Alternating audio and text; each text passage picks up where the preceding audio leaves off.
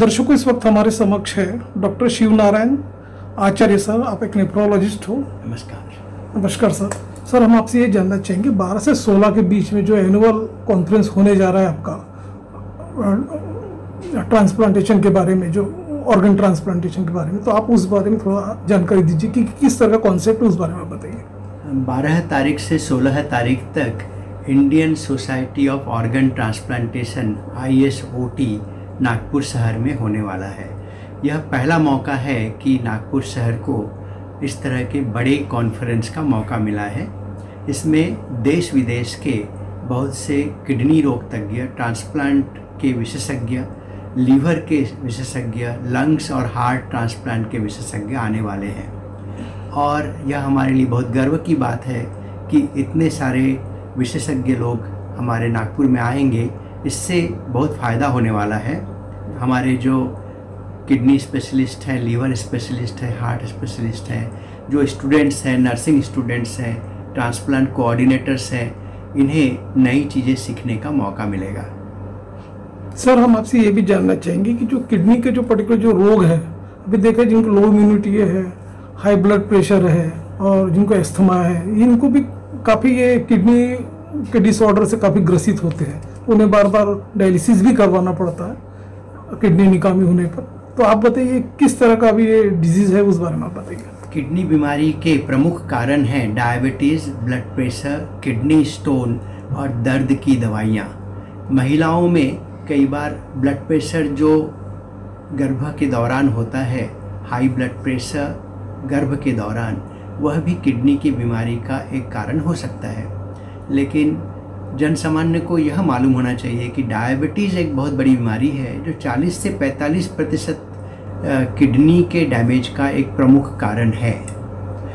Diabetes जैसे जैसे होता है जैसे जैसे किडनी में डैमेज होती जाती है, वैसे वैसे डायबिटीज़ कंट्रोल में आते जाता है। पेशेंट को लगता है कि ब्लड शुगर ठीक हो रहा है, लेकिन असली बात यह है कि उसकी किडनी फेल हुई होती रहती है। साथ ही साथ में उन्हें ब्लड प्रेशर भी डेवलप होता है। डायबिटीज़ और ब्लड प्रेशर अगर दोनों एक ही व्यक्ति में एक ही साथ में रहा तो किडनी की बीमारी और तेज़ी से होती है। नागपुर शहर में, जो कि सेंट्रल इंडिया है, विदर्भ एरिया में, और यह जो बेल्ट है विदर्भ, गुजरात, राजस्थान, यह जो बेल्ट है, यहाँ पे गर्मी ज़्यादा पड़ती है तो स्टोन की बीमारी ज़्यादा होती है और स्टोन से भी किडनी में डैमेज होता है।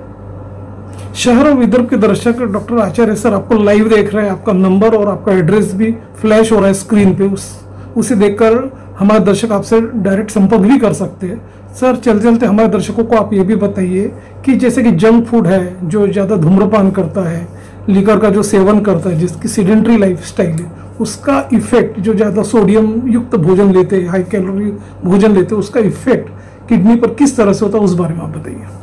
मैं इसे दो भागों में बोलना चाहूँगा। एक तो यह है कि जो स्मोकिंग, खर्रा, तम्बाकू, यह जो है यह किडनी के लिए, हार्ट के लिए बहुत घातक है और ब्लड प्रेशर इनसे बढ़ता है और किडनी डैमेज होती है। सेकेंडली, जो व्यक्ति ज़्यादा जंक फूड लेते हैं, सेडेंटरी लाइफ स्टाइल करते हैं, ज़्यादा सोए रहते हैं, ज़्यादा फिजिकल वर्क नहीं करते हैं, वो मोटापा से ग्रसित होते हैं। और मोटापा जो है वह किडनी की बीमारी का एक और प्रमुख कारण है। जो व्यक्ति दर्द की दवाइयाँ लेते हैं वह भी किडनी को डैमेज करती है। तो जंक फूड नहीं लेना चाहिए, रेगुलर एक्सरसाइज करना चाहिए, जो तली चीज़ें हैं वह कम लेना चाहिए। कई बार हमारे जो विभिन्न होटलों में देखते हैं कि जो तेल एक बार यूज़ होता है वही तेल बार बार यूज़ करते हैं, तो इसमें ट्रांस फैट जो है वह ज़्यादा होता है और यह ट्रांस फैट से खून की नलियों में एथेरोस्क्लेरोसिस हो जाता है, उसमें फैट जम जाता है, इससे ब्लड प्रेशर बढ़ता है और आँखों में, हार्ट में और किडनी की बीमारी ज़्यादा होती है। तो इस तरह के अगर आप तैलीय चीज़ें खाते हैं तो केवल एक ही बार यूज़ किया गया तैलीय चीज़ें जो है वो खा सकते हैं, ज़्यादा नहीं। लेकिन जो बार बार तली हुई चीज़ें, एक ही तेल में तली हुई चीज़ें रहती है, वह नुकसानदायी होती है।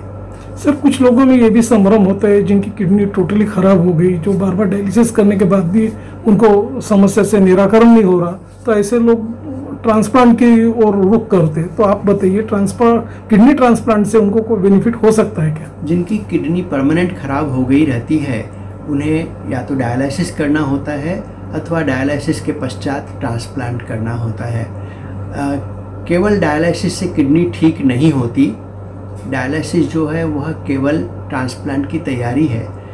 मैं क्रॉनिक किडनी डिजीज़ के बारे में बता रहा हूँ। एक और तरह की किडनी बीमारी होती है, उसे कहते हैं एक्यूट किडनी फेल्योर, जो कि दर्द की दवाइयाँ सांप के काटने से, पॉइजन से या पतली टट्टी गैस्ट्रोएंटेराइटिस से होती है। इस तरह की एक्यूट किडनी फेल्योर जो है कई बार वह ठीक हो जाती है कुछ दिन डायलिसिस करने से, लेकिन जो क्रॉनिक किडनी डिजीज़ है वह डायलिसिस करने से ठीक नहीं होती जब तक आप किडनी ट्रांसप्लांट नहीं करते हैं। ट्रांसप्लांट के लिए दो तरह से लोग रहते हैं। एक तो जो घर के रिश्तेदार जो हैं वह अपनी किडनी दे सकते हैं और ट्रांसप्लांट हो सकता है, अथवा मस्तिष्क मृत व्यक्ति, जिन व्यक्तियों को कोई तरह से एक्सीडेंट होती है, चोट होता है और ब्रेन में इमीडिएटली बहुत तेज मार लगता है और जान चली जाती है और वो वेंटिलेटर पे रहते हैं, ऐसे व्यक्ति जिनको वापस बचने की कोई संभावना नहीं रहती, ऐसे व्यक्ति के परिजन उनका kidney, heart, lungs, skin, bone वगैरह दान कर सकते हैं और ज़रूरतमंद मरीजों को इनका ट्रांसप्लांट किया जा सकता है।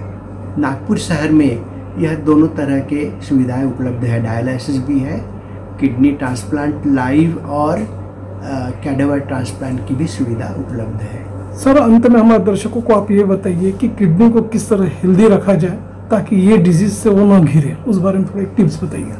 नंबर 1, आप अपने जो जीवन शैली है उसे सुधारें, रेगुलर एक्सरसाइज करें, जंक फूड ना लें, स्मोकिंग और तम्बाकू से दूर रहें।